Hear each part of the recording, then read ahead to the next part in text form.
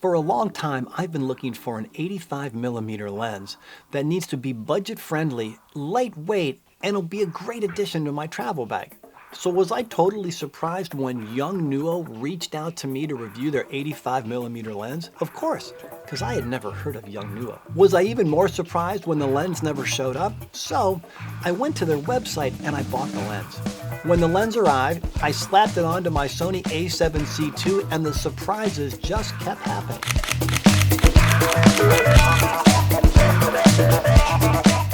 One of the many surprises right out of the box is this lens weighs in at 385 grams. The outside is made of aviation aluminum alloy. The lens diameter is 58 millimeters and with a minimum focusing distance of 2.63 feet.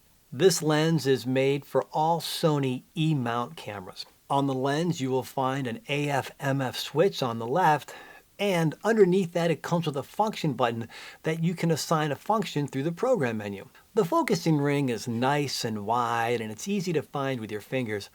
I honestly just wish it had a better tactical feel, a little more ridges on it. The bottom of the lens has gold-plated contact points and these work very well with my Sony camera. It didn't have any problem hooking up to it.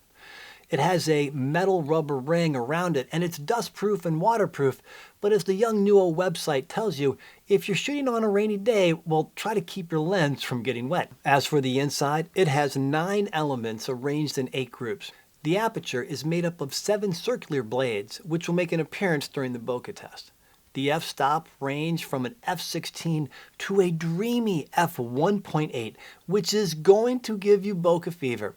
And the best part is, with the f1.8 aperture, is the super shallow depth of field that is going to make shooting and having bokeh fever so hard to resist. The build quality of this lens is solid. I mean, you can feel it once you put it in your hand. This lens on a small body of the A7C is perfect. I mean, I spent a day carrying this lens around my neck at an outside event, and it never became too heavy. Even after several hours, this lens felt like a natural extension of the camera and of my hands. When I got home though, and I downloaded the images, I got another huge surprise. I just gotta come out and say it. The image quality is surprisingly great. The images are sharp and clear.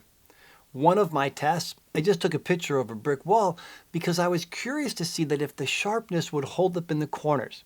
And it does. While shooting around town, I then found an old cut-off rope swing. The autofocus was able to find this very thin sliver of rope. And when you zoom in on the photo, you can actually see the frayed strands of rope. This is incredible to me, because then I went full bokeh crazy by taking my own self-portrait at an f1.8 or a 2.0. And yikes! The super shallow depth of field was great. The details the lens captures on my face are wonderful.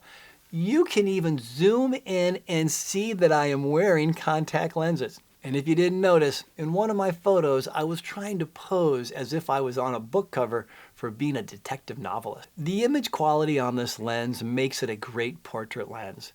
The pictures are sharp and clear.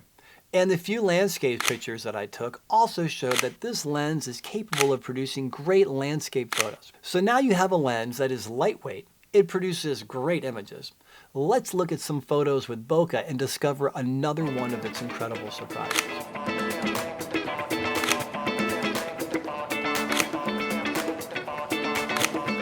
The separation of the subject from the background is smooth.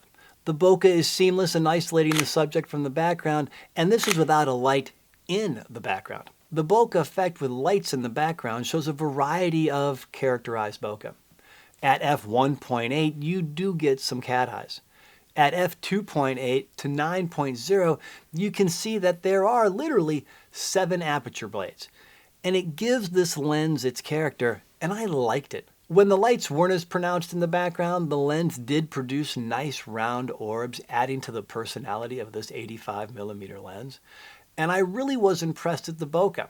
It was just good all around. But of course, all lenses have a flaw, and I felt that in this lens, it came with the autofocus.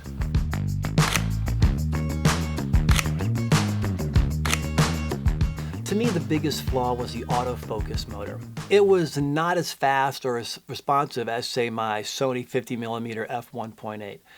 A lot of times when looking through the viewfinder, there was a lot of hunting and pecking before it would lock on to the subject. But honestly, we're only talking about maybe seconds here, or half a second. I mean, it felt like a long time, but in reality, once it found the subject, it was fine. It just seemed to be a little laggy. In addition to that, you could kind of hear the autofocus motor working. Instead of a smooth purr that I associate with the Sony 50mm lens, this had more of a rougher purr. But I will say this about the autofocus, although it did raise my frustration a little bit. It was fast enough and good enough to capture the picture of a hawk flying out of a tree and lock onto it. So, for a lightweight camera that takes great images, the autofocus is just good enough that I am going to recommend this lens. This is a great lens to have. And when you've got 2 kids in college, this father was going to say, buy this lens. It is a budget-friendly, lightweight travel portrait landscape lens that is a must-have in your bag, especially if you are new or beginning or you are an intermediate photographer.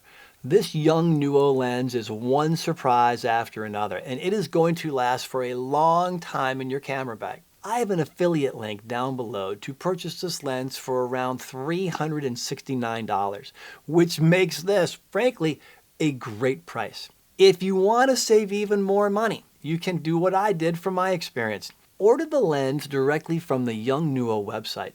Place the lens in your cart and begin the checkout process. But don't check out. Wait a few hours and they might even give you another discount to bring the price below $300. That is a fantastic lens. So keep taking pictures, keep exploring photography. Leave a comment down below if you have a Yongnuo lens and some of your thoughts on it. Stick around for more videos about photography and how to become a better photographer. Until then, we will see you guys in the next one.